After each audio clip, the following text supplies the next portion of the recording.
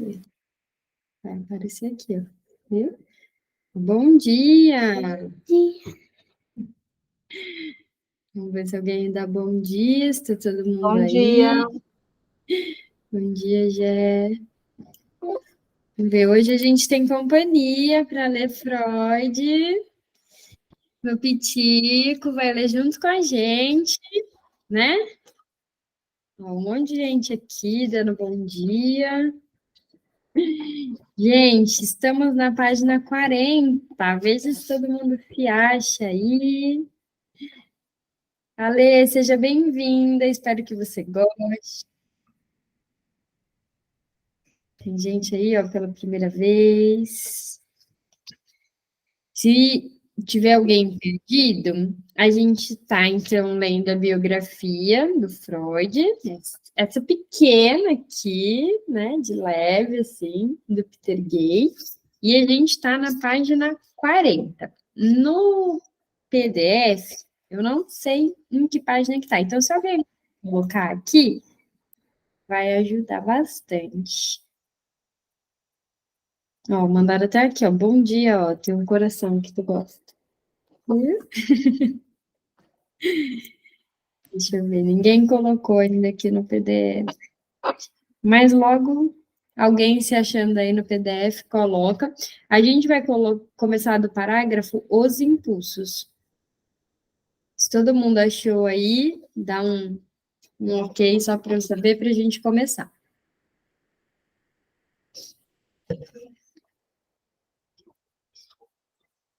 Vamos ler? Começar, tá? Vocês estão muito tão tímidas, quietas, né? Então.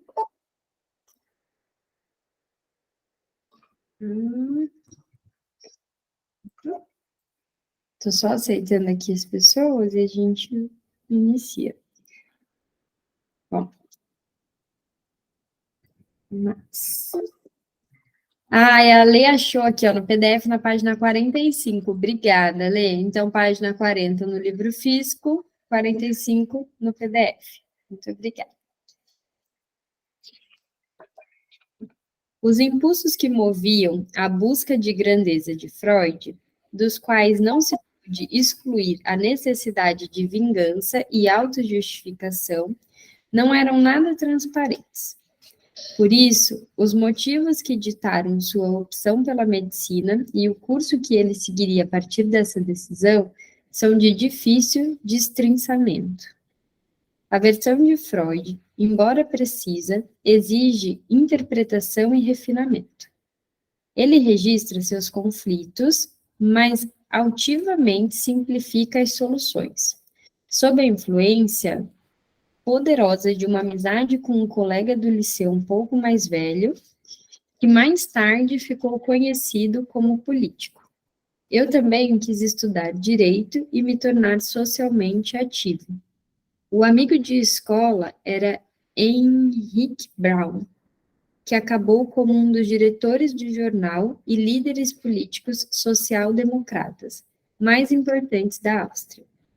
No entanto, as doutrinas de Darwin, então correntes, atraíram-me fortemente, porque prometiam um extraordinário avanço em nossa compreensão do mundo. E sei que a leitura do belo ensaio sobre a natureza, de Goethe, numa conferência pública, pelo professor Karl Bru, pouco antes dos meus exames escolares finais, levou-me a estudar medicina. Bom, a mãe estava pensando aqui que tem uns negocinhos para tu escrever, se tu quiser. Tu não ficar só olhando, né? Tá entendendo alguma coisa? Não, né? Deixa eu te dar uma caneta. Ó, tá bom? Se quiser fazer desenho.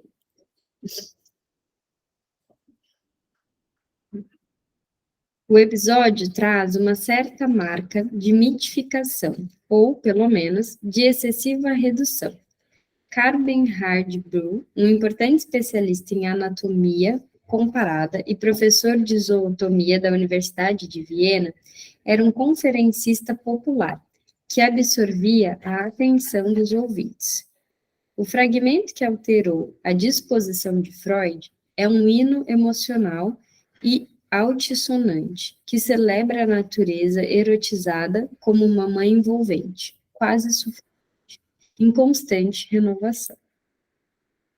Ele pode ter dado o impulso final a uma decisão que vinha amadurecendo havia algum tempo na mente de Freud. Ele o disse mais de uma vez, mas não foi absolutamente uma revelação súbita. Muito se passara antes para que o fragmento, em estilo goetheano, pudesse receber o significado que Freud lhe atribuiria.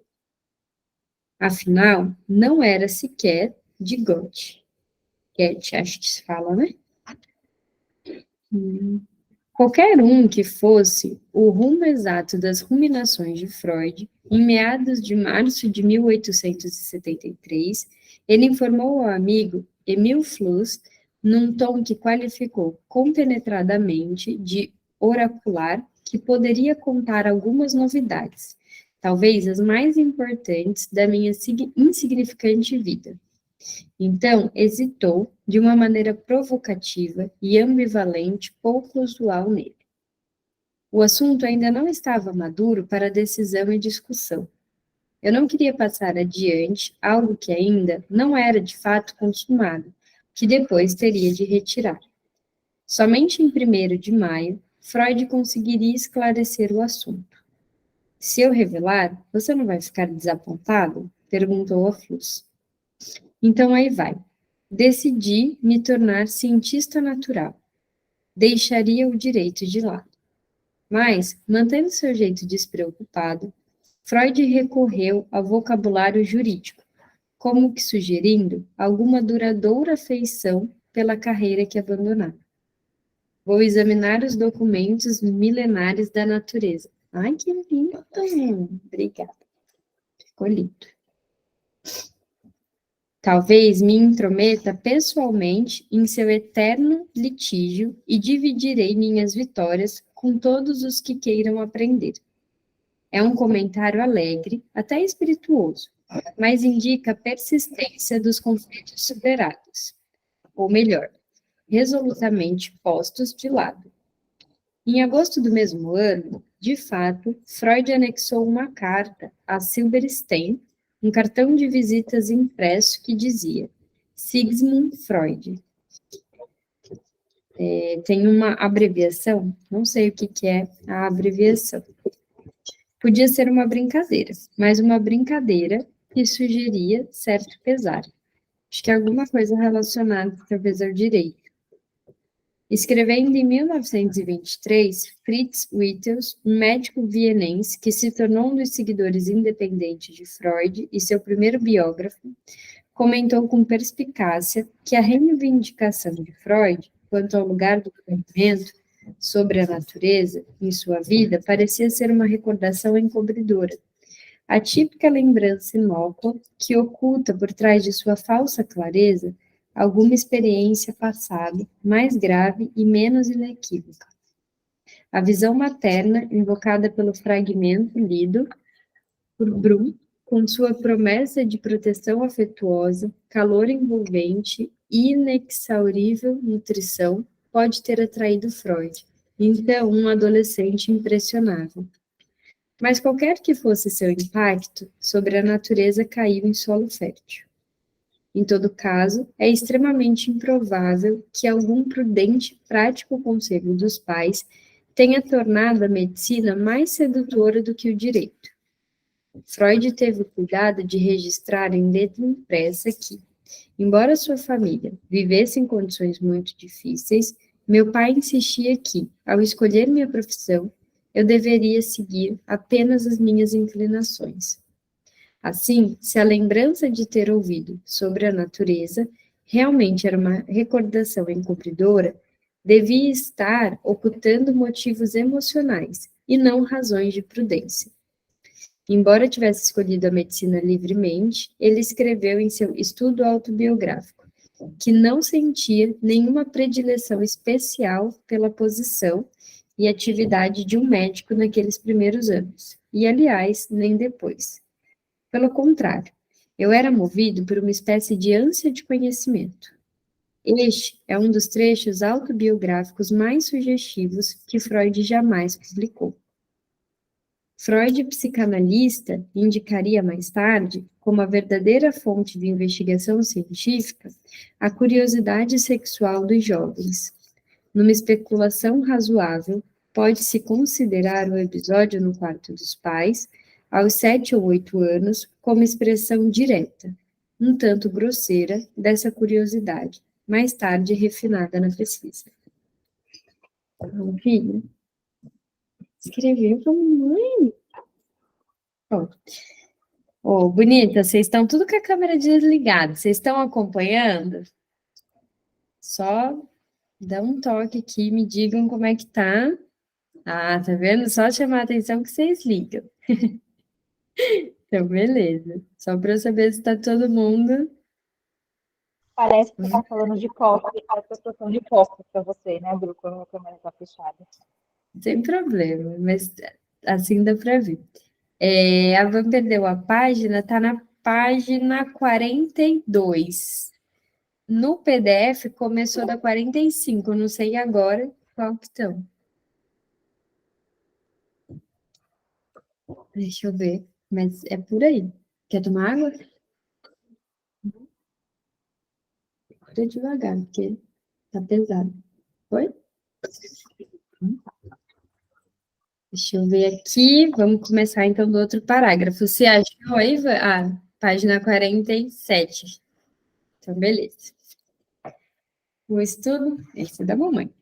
O estudo da medicina prometia a Freud recompensas psicológicas que iam além da sublimação de sua sede original de conhecimento. Estava pensando, né? Ele escolheu a medicina, mas aí ele criou algo que faria sentido para ele, né? A gente vê essa coisa de escolhe o direito ou escolhe a medicina, foi pelo caminho da medicina, mas não parou ali, né? Criou-se, então, algo que foi o que fazia sentido para ele. Nunca parou, né? De tentar inovar, de tentar pesquisar. Então, quando jovem, notou mais tarde, ele ainda não havia entendido a utilidade da observação, que implica distância e objetividade para sua insaciável curiosidade. E a curiosidade, muitas vezes, é o que leva também a questão da psicanálise. Não que a gente fique curioso por aquilo, mas no sentido de sempre e mais, né? Tá, isso daqui é uma caneta. Por que uma caneta? Como é que chega nesse lugar de que caneta é caneta, né? E aí você vai naquela questão de aprofundar sobre o sentir. Ah, eu tenho o transtorno tal. Tá bom, como é que é ter o transtorno tal? Como é que é sentir isso, né? O que que tem por trás disso? Então, sempre ir avançando naquilo que parece ser uma coisa, mas a gente sabe que é muito mais. Pouco antes de se casar, ele esboçou um pequeno autorretrato para sua noiva, o qual sugere essa mesma falta de distanciamento frio. Ele se sentia como o herdeiro de todas as paixões dos nossos ancestrais, quando defendiam seu tempo. Mais impotente, incapaz de exprimir suas paixões ardentes numa palavra ou num poema, ele sempre tinha se suprimido.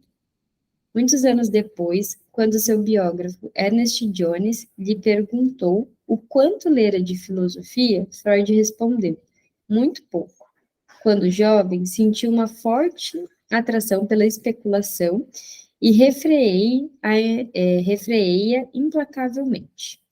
No último ano de sua vida, ele ainda falava com o mesmo jeito, de uma certa reserva, frente à minha propensão subjetiva em conceder demais à imaginação na investigação científica. Sem dúvida, Freud achava essencial manter frouxas as rédeas de sua imaginação científica, principalmente durante os anos de descobertas. Mas em suas avaliações de si mesmo, em cartas, memorandos científicos confessionais e conversas gravadas, ressoa um certo temor de se perder num pântano de especulações e uma forte vontade de autocontrole. Quando já estava no terceiro ano da universidade, em 1875, Freud pensava em obter um doutorado nas áreas de filosofia e zoologia. Mas, ao final, a medicina prevaleceu, e sua virada para a medicina, um estudo rigoroso, meticuloso, empírico e responsável, foi uma forma de não abraçar a amorosa e sufocante mãe natureza, mas de fugir dela, ou, pelo menos, de mantê-la a uma certa distância. A medicina fez parte da conquista de si mesma, empreendida por Freud. Mesmo antes de se formar com distinção no Liceu, em junho de 1873, Freud reconhecia que a natureza que mais avidamente queria entender era a natureza humana. Sua ânsia de conhecimento, observou retrospectivamente, estava mais dirigida para os assuntos humanos do que para os objetos naturais. Cuidado aqui com a cabeça. Cedo revelou essa disposição. Se quiser, pode ir lá embaixo olhar, deixa a porta aberta e se ele não chegou, você pode subir, tá bom? É tudo assim, né, gente? Hoje um olho no peixe, um olho no gato, tá? Algumas entendem, né? Férias de julho é maravilhoso, viu? Que aí a mãe trabalha, os filhos estão em casa, é ótimo. Cedo revelou essa disposição em cartas para os amigos mais próximos, cheias de ousada curiosidade e percepções psicológicas. O vovô está lá atrás, lá na sala de cima. Se você quiser chamar ele também. Quer ver foto? É, tem foto aqui, ó. Só foto, tá? Agrada-me, escreveu a M. Fluss, em setembro de 1872, quando tinha não mais de 16 anos. Apreender a espessa tessitura de fios encadeados que o acaso e o destino teceram em torno de todos nós. Jovem como era, Freud considerava altamente suspeita as comunicações meramente superficiais. É o moço que veio aqui na clínica, né? Essa noite, um moço pegou um balde de tinta e jogou aqui na frente da clínica. Acabou com a porta. Eu não sei por que as pessoas fazem isso. Ele é morador de rua. E aí, eu não sim, acho que tem alguma questão mesmo, né? Talvez de saúde mental, mas é uma rua grande aqui, tem vários comércios, né? Ele pegou pasta de dente, aí ele coisou o tubo assim, e ele sujou todinho de uma casa, assim, a calçada, a parede, tudo aí ele traz lixo, coloca na frente dos lugares, aí aqui foi tinta, ele pegou tinta e jogou assim, tipo, na porta, sem nenhuma razão. Mas tudo bem. Aí ele tá vendo a filmagem, por isso que ele falou. Então vamos lá. Notei, queixou-se Edward Silberstein no verão de 1872, que você me permitiu conhecer apenas uma seleção de suas experiências, mas reservou seus pensamentos totalmente para si. Ele já estava procurando revelações mais profundas, contando sobre a exposição internacional realizada em Viena na primavera de 1873. Ele disse que achava agradável e bonita, mas de forma alguma irresistível. Não conseguiu encontrar um quadro amplo e coerente da atividade humana, assim como não consigo descobrir os traços de uma paisagem num herbário. A grandeza do mundo, continuava ele, reside na multiplicidade das possibilidades, mas infelizmente não é uma base sólida para o nosso autoconhecimento. São palavras de um psicólogo nato. A ambivalência de Freud quanto à prática da medicina não era tão acentuada a ponto de afetar seu desejo de curar o seu prazer no restabelecimento. Em 1866, quando era um escolar de 10 anos, já havia demonstrado energicamente inclinações humanitárias, implorando aos professores que organizassem uma campanha para enviar ataduras às tropas austríacas feridas na guerra contra a Prússia. Quase 10 anos depois, em setembro de 1875, quando havia 2 anos matriculado na Faculdade de Medicina, ele confessou a Eduard Silberstein que agora tenho mais de um ideal. Ao ideal teórico dos meus anos anteriores, agora se acrescentou um prático. No ano passado, se perguntassem qual era meu maior desejo, eu teria respondido: um laboratório e tempo livre, ou um navio no oceano com todos os instrumentos de que precisa o pesquisador.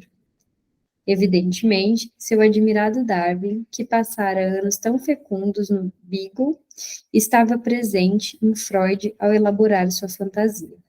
Mas a descoberta de verdades científicas não era o único desejo de Freud.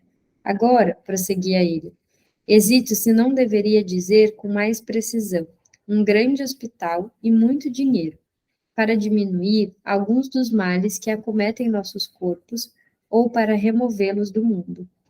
Esse desejo de lutar contra a doença apareceria periodicamente. Hoje cheguei à casa do meu paciente totalmente sem saber como conseguiria reunir a simpatia e a atenção necessários para com ele, escreveu. Escreveu a noiva em 1883. Eu estava muito cansado e apático, mas quando ele começou a se queixar, a letargia de Freud sumiu quando percebi que aqui eu tinha uma tarefa e uma importância.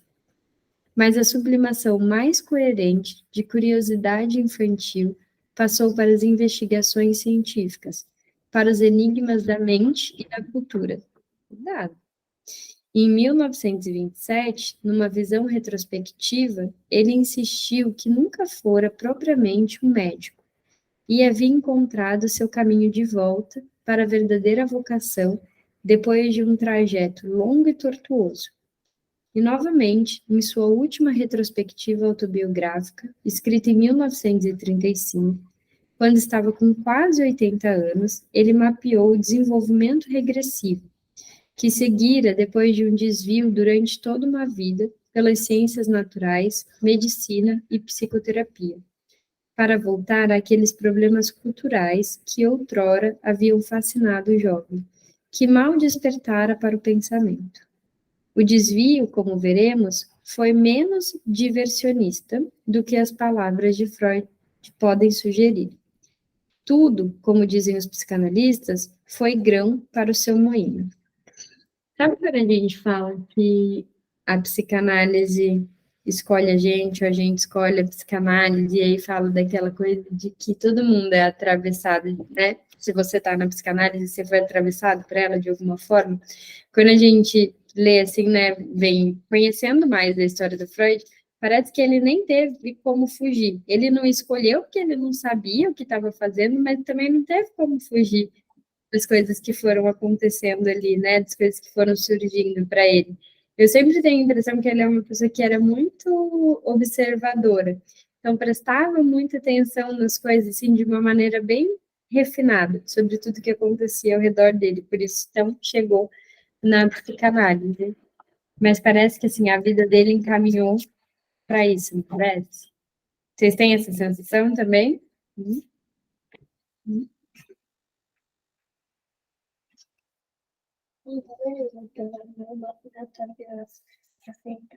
Ai, que legal, né? Dança das cadeiras.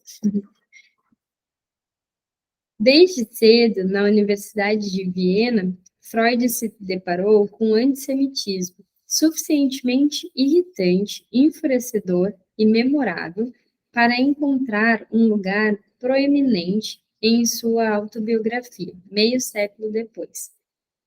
A Ana colocou que alguns aqui dirão que é o destino. Sei como que dá para a gente chamar isso, né? Mas eu sempre brinco falando que ninguém que não teve a vida um pouquinho perturbada, assim, né? Que teve uma vida meio lascadinha, tem que escolher a psicanálise por causa disso. Senão, você lê e fala assim, meu Deus, que perturbado, né, para escrever tudo isso. Você tem que ser um pouco lascada para conseguir entender do que se trata. E aí, se a gente for pensar nessa biografia dele, já vem falando ali, né, da questão com os pais, da questão da idealização. Você vê que você consegue perceber coisas na vida dele que ele trabalha aqui, depois na obra que ele cria, né, em tudo que ele escreve. Pode ser, a gente pode chamar de destino. Dá para chamar de um monte de coisa. Eu tenho, adolescente faz coisas assim, né? Depois a gente acaba mudando um pouco de percepção. Mas eu acho que eu tinha, sei lá, uns 18 anos. Eu estava no primeiro ano da faculdade, 18 anos. E aí eu tenho uma tatuagem escrito Maktub. Maktub significa estava escrito. Né? E assim, hoje em dia eu nem sei se eu acho que alguma coisa está escrito ou não. São escritas tantas coisas, mas na época fazia muito sentido. E aí a gente pode pensar, é o destino, as coisas que vão acontecer, né? Está escrito, é destino, é Deus, são as nossas escolhas, a nossa responsabilidade. Vai saber se é tudo isso, um pouco de cada um disso, né? Mas fazia muito sentido para mim na época essa coisa do estava escrito. Hoje acho que eu penso um escrito de jeito diferente do que eu tatuei na época. Por isso que as pessoas falam pra gente só fazer tatuagem quando tiver muita certeza, né, do que aquilo vai ser. Deixa eu ver aqui. Abaixa aí pra mamãe, senão atrapalha a mamãe, tá bom? Consegue? Abaixa mais? Fica lá no sofá, que aí dá pra ficar com som, senão a mamãe não consegue.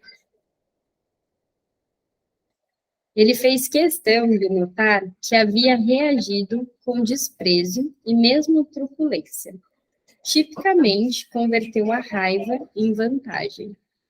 Alguns colegas cristãos esperavam insolenemente que fosse se sentir inferior e estranho ao povo austríaco, porque era um judeu. Mas ele recusou decididamente esse convite à humildade. Nunca entendi porque eu deveria me envergonhar da minha ascendência, ou, como estavam começando a dizer, de minha raça. Com o mesmo amor próprio, sem muito pesar, ele abandonou o duvidoso privilégio de ser membro, sentindo que seu isolamento lhe cairia bem.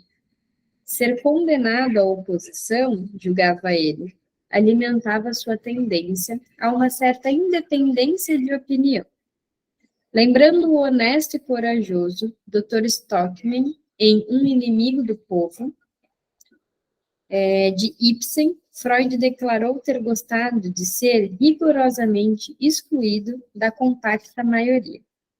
Que nota de rodapé. Por volta do Natal de 1923, Freud leu uma prova tipográfica da biografia de Fritz Wittels sobre ele e fez anotações à vontade. Ao falar dos primeiros anos de Freud, Wittels escrevera: seu destino como judeu na área cultural alemã quase o deixou doente com um sentimento de inferioridade, ao qual nenhum judeu alemão pode escapar. O comentário à margem de Freud foi: sua forma de expressar enérgico desacordo. É possível que a enfática ligação de Freud de ter sido poupado ao sentimento de inferioridade fosse uma reação indireta à caracterização de Wittels. Ele não estava apenas se vangloriando após o ocorrido. A coragem física e moral de Freud é notória. No começo de 1875, ele disse a Eduard Silberstein que sua confiança no geralmente aceito havia diminuído, e sua inclinação secreta pelas opiniões minoritárias aumentaram. Essa atitude o sustentou em seus confrontos com a instituição médica e suas opiniões solidamente arraigadas. Mas reservou uma fúria especial contra os antissemitas.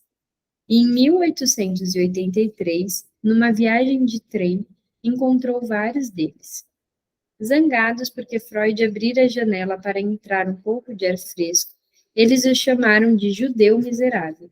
Criticaram mordazmente seu egoísmo não cristão e se ofereceram para lhe dar uma lição. Mantendo uma aparência imperturbável, Freud convidou seus adversários a se levantar, gritou com eles e triunfou sobre a ralé. Que lindo, né? No mesmo estilo, seu filho Martin lembrou que, em 1901, na estância de verão de Tunce, na Bavária, Freud debandou um grupo com cerca de 10 homens e algumas mulheres que haviam gritado insultos antissemitas contra Martin e seu irmão Oliver, investindo furiosamente contra eles com a sua bengala. Freud devia considerar esses momentos como gratificantes contrastes em relação à submissão passiva de seu pai ao receber intimidações. Ainda era um velhinho briguento, né? Que imagina, alguém imagina, baixinho assim, ó, com a bengala.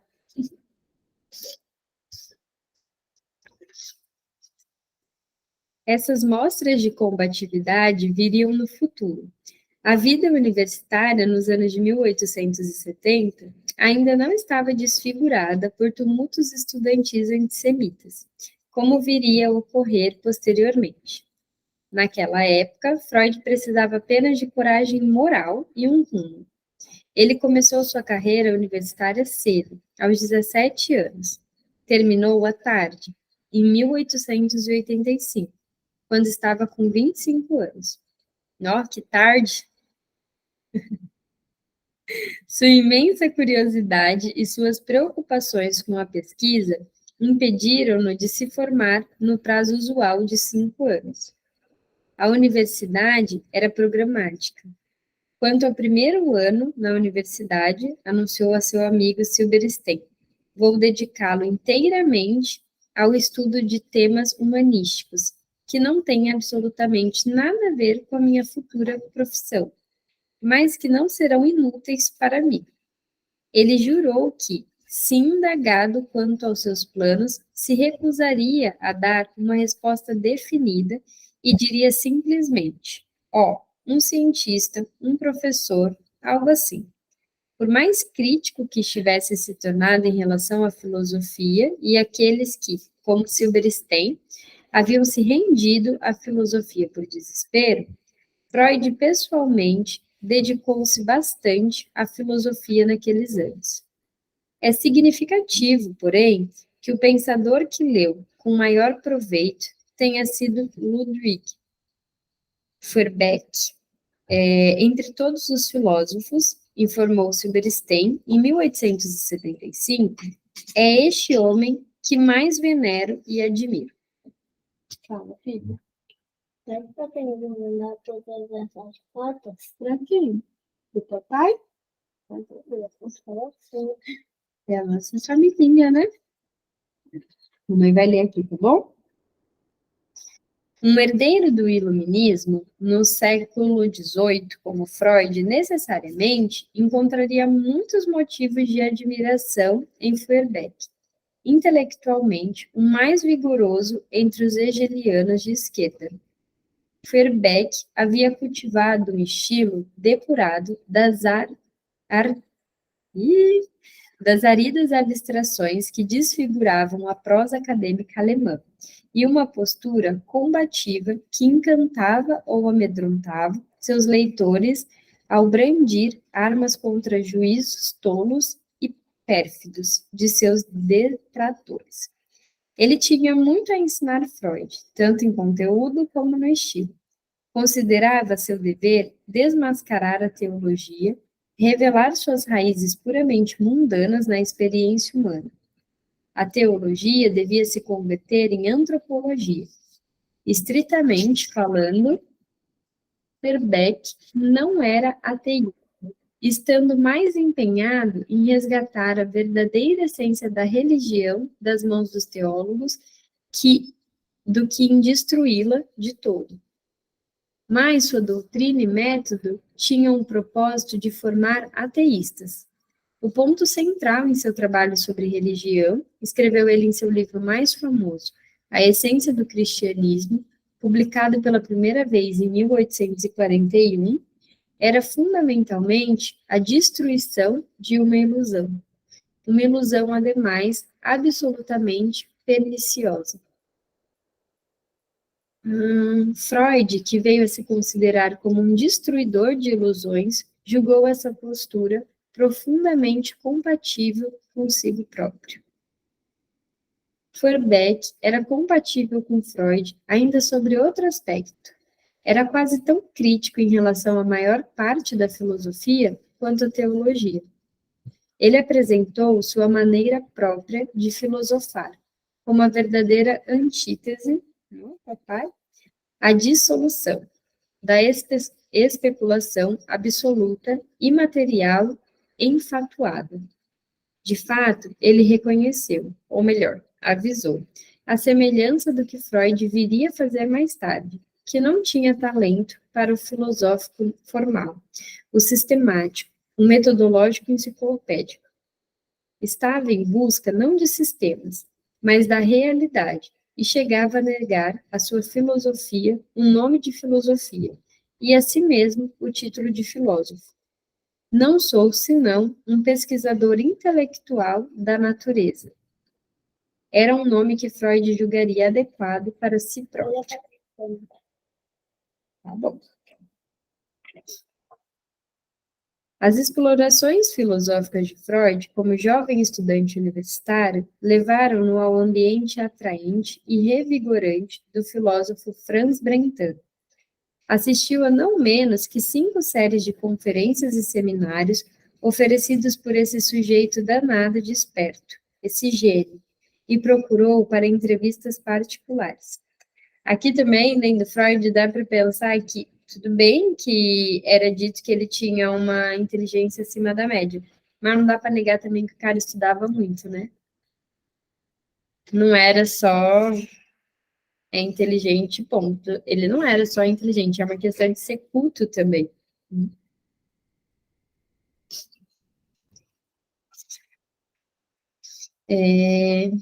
Entrevistas particulares para Brentano, ex-padre. Era um eloquente intérprete de Aristóteles e da psicologia empírica. Sabe que também outra coisa que me veio aqui, esses dias, acho que antes de ontem estavam perguntando sobre a pós que eu estou fazendo lá na PUC Online. Não sei se vocês já chegaram a ver. E aí, eu estou tendo aula com uma psicanalista, que o nome dela é Mônica Medeiros. A aula que ela dá é Escuta Psicanalítica e Paradigma Contemporâneo. E aí, pela primeira vez, assim, na verdade, toda a grade da pós faz isso.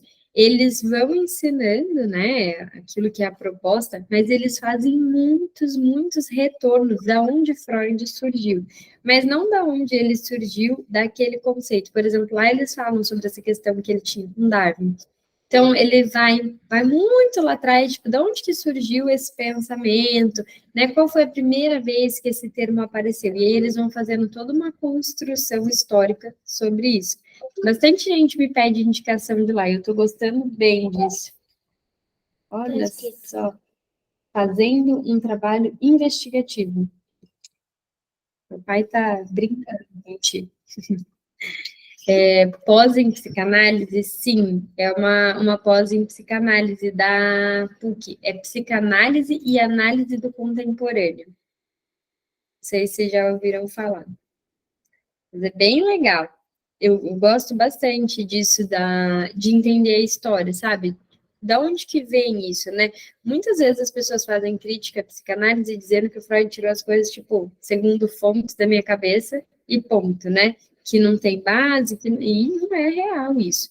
Quando a gente estuda, a gente percebe que existe, sim, todo um conhecimento prévio que ele veio aprimorando. E como qualquer outra pessoa que faz pesquisa, se tem uma hipótese e vem tentando comprová-la, né? Então, claro, ele parte de hipóteses, mas aí, até então, todo mundo faz isso, mas tem alguma base. Não é do nada, não é sem nenhum tipo de comprovação, né? Como dizem, não tem comprovação científica, não sei, e vem desse lugar. Não, quando você estuda, você percebe que tem toda uma base. E aí, nessa pós, todas as matérias, a aula introdutória, eles vêm fazendo isso. Então, eles voltam lá, trazem todo um panorama daquilo, e aí vem, então, com a explicação do contemporâneo. Hoje é dia 13, né? Deixa eu ver aqui. Um instigante professor que acreditava em Deus e, ao mesmo tempo, respeitava Darwin, ele levou Freud a questionar as convicções ateístas que levara consigo para a universidade. Temporariamente, confessou Freud a Silberstein, quando a influência de Brentano estava no auge, não sou mais um materialista e também ainda não sou um teísta. Mas Freud nunca se tornou um teísta. No fundo, ele era, como informou o amigo no final de 1874, um estudante de medicina ateu e um empirista. Quando conseguiu superar os persuasivos argumentos com que Brentano o assoberbara, Freud voltou para sua descrença, e aí permaneceu. Mas Brentano havia estimulado e tornado mais complexo o pensamento de Freud, e seus textos sobre psicologia deixaram sedimentos significativos na mente de Freud. Toda essa atividade intelectual se mostra um tanto distante do estudo da medicina, mas Freud, aparentemente à deriva, era um aprendiz de explorador esquadrinhando em torno. As reservas que nutriu durante toda a sua vida em relação ao estudo especializado da medicina foram um legado desses anos. Aqui na nota de rodapé. Essa postura viria a ser um elemento importante em sua defesa de análises livres. Filho, só abaixa um pouquinho, tá bom? Tá bom.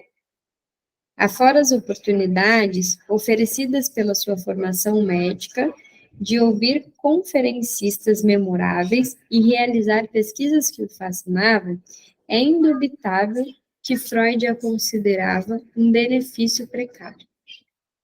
Mas seus professores eram o máximo que ele podia ter desejado. Durante o período em que frequentou a Universidade de Viena, como estudante e pesquisador, o corpo docente de medicina formava uma confraria magnífica, altamente celebre. Seus membros, em sua maioria, haviam sido importados da Alemanha. Karl Klaus, que chefiava o Instituto de Anatomia Comparada, fora recém-transferido de Göttingen. Ernest Bruck, o famoso fisiologista, e Hermann Nothnagel, que comandava o Departamento de Medicina de Doenças Internas, tinham nascido no norte da Alemanha e se formado em Berlim. Theodor Bierhoff, um famoso cirurgião talentoso, músico amador e um dos amigos mais íntimos de Brahms, fora traído a Viena depois de ocupar cátedras em sua Alemanha natal e em Zurique. Esses professores, luminares em seus campos, davam um ar de distinção intelectual e amplitude cosmopolita à provinciana Viena. Não é por acaso que a escola de medicina daqueles anos atraiu cada vez mais estudantes estrangeiros, de outras partes da Europa e dos Estados Unidos. Em seu guia aos estudantes americanos da medicina na Europa, livro informal e informativo publicado em 1883, o neurologista americano Henry Ham não poupou elogios a Viena. Além de suas vantagens médicas, escreveu: Viena é uma cidade encantadora para se viver.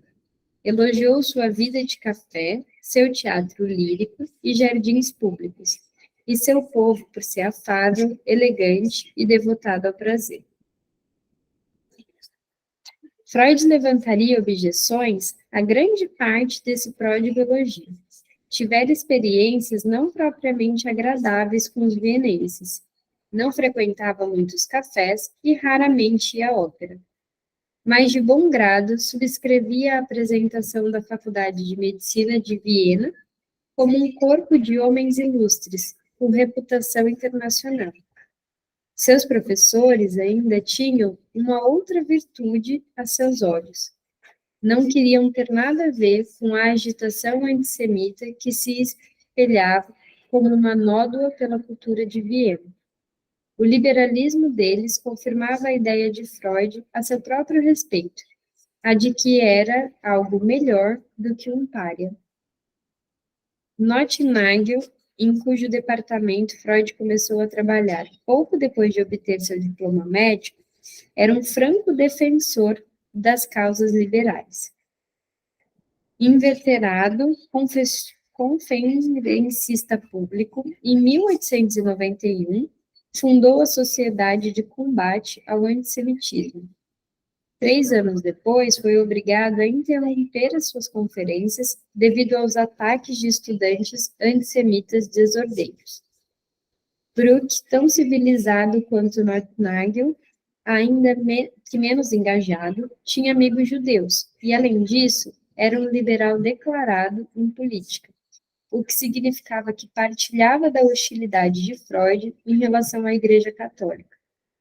Assim, Freud tinha sólidas razões, tanto políticas como científicas, para se lembrar de seus professores como homens que podia respeitar e adotar como modelos.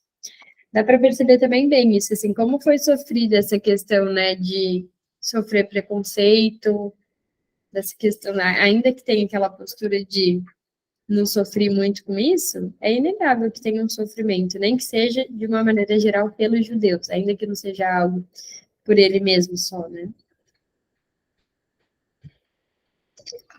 Deixa eu ver aqui. Acho que dá tempo da gente ler mais um parágrafo. No início do verão de 1875, Freud pôs uma certa distância entre si e aquela abominável torre da igreja de Santo Estevão. Foi visitar seus meio-irmãos em Manchester, numa viagem que havia muito prometida e havia muito adiada. A Inglaterra ocupava suas fantasias havia anos. Desde a infância, lia e apreciava muito a literatura inglesa. Em 1873, 2 anos antes de ver o país pela primeira vez, ele havia informado a Edward Silverstein que estava lendo poemas ingleses, escrevendo cartas em inglês, declamando versos ingleses, ouvindo descrições inglesas e ansiando por paisagens inglesas. Alguém sabe quantas línguas o Freud falava? Não? Também não sei, fiquei curiosa agora, depois vou pesquisar. Que aqui a gente já ouviu falar do inglês, espanhol e alemão, né? Então, não era só inteligência, tá vendo? O cara era muito culto, né? Eu acho tão bonito. Se isso continuasse, gracejou ele, iria pegar o mal inglês. O mal inglês era apelido do alemão para o raquitismo. Depois da visita à sua família na Inglaterra, ele continuou a se preocupar com seu futuro tanto quanto antes. A cordial acolhida que teve em Manchester e suas impressões sobre a Inglaterra em geral levaram-no a considerar a possibilidade de se mudar para lá. Gostava muito mais da Inglaterra do que de sua terra natal, disse a Silverstein, apesar de sua neblina e chuva, embriaguez e conservadorismo. Ó, a Vânia colocou aqui 6 idiomas. Sabe quais, Vânia? Gente, um Google, porque o Google ajuda a gente. Até latim ele sabia. Latim, grego, francês, inglês. Cara, era maravilhoso. É foda, né? Meu Deus. Eu acho muito lindo. Eu sei falar português e olhe lá, né, gente? No máximo, ali um portunhol e eu entendo alguma coisa de inglês. Ó, abaixa só um pouquinho, vamos ficar lá que a folha já tá acabando, tá bom? Tá quase, faltam 5 minutos. Esse ano eu vou fazer inglês. Coloquei na minha lista de metas. A gente já está em julho, né? Não comecei ainda, mas se eu começar em dezembro ainda é esse ano. Então, tenho aí meta. Alguém aqui fala inglês fluente ou espanhol? Eu tenho maior vontade de falar as duas, mas fluente. Um dia chego lá. A visita foi inesquecível. 7 anos depois, numa emocionada carta à noiva, ele relembrou as impressões indeléveis que levara para casa, a sóbria diligência da Inglaterra e sua generosa dedicação ao bem-estar público, para não falar da generalizada pertinácia e delicado senso de justiça de seus habitantes. A experiência da Inglaterra, disse a ela, foi uma influência decisiva em sua vida. Deixa eu ver o que vocês estão colocando. Eu falo inglês e espanhol. Gosto muito do espanhol, parece muito com português. É mais fácil de aprender.